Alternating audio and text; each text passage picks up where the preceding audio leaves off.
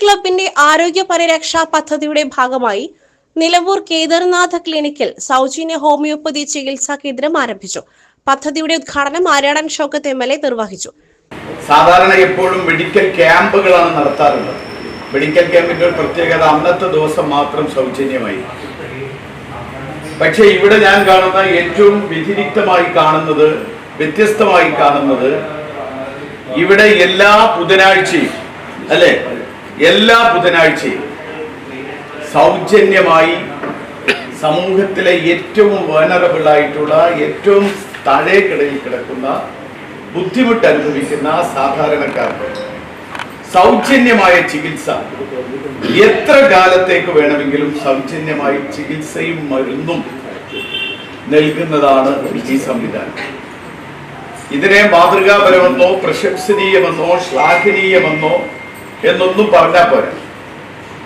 കാരണം ഇതിൽ ഒരു മത്സരം ഉണ്ടാവണമെന്നാണ് എൻ്റെ അഭിപ്രായം.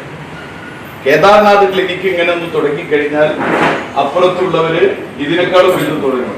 കാരണം ഇന്ന് നിങ്ങൾക്കറിയാം, ആരോഗ്യരംഗം ഇത്രമാത്രം, നേപ്പാളിന്റെ ഒരു സെൻസസ് ഒരു കണക്കിൽ പറയുന്നത് കേരളത്തിലെ ഓരോ കുടുംബങ്ങളും ആവറേജ് 1,65,000 രൂപ കടമില്ലാത്തവരാരുമില്ല.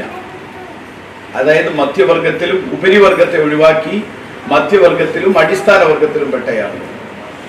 അതിന്റെ പ്രധാനമായ കാരണം ഒന്ന് ഹെൽത്ത്, രണ്ട് എഡ്യൂക്കേഷൻ. വിനോദ് പി മേനോൻ അധ്യക്ഷത വഹിച്ച ചടങ്ങിൽ rotary district assistant governor Shanavas, Abdul Samad, doctor CM Gopinath, Sandhya Balan എന്നിവർ സംസാരിച്ചു. സാമ്പത്തികമായി പിന്നാക്കം നിൽക്കുന്ന രോഗികൾക്ക് ആശ്വാസമേകുവാനാണ് ഈ ക്ലിനിക്ക് ലക്ഷ്യമിടുന്നത്.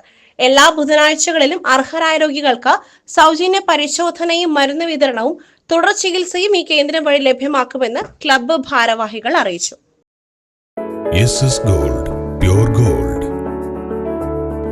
ഗ്രൂപ്പ് നിലമ്പൂർ.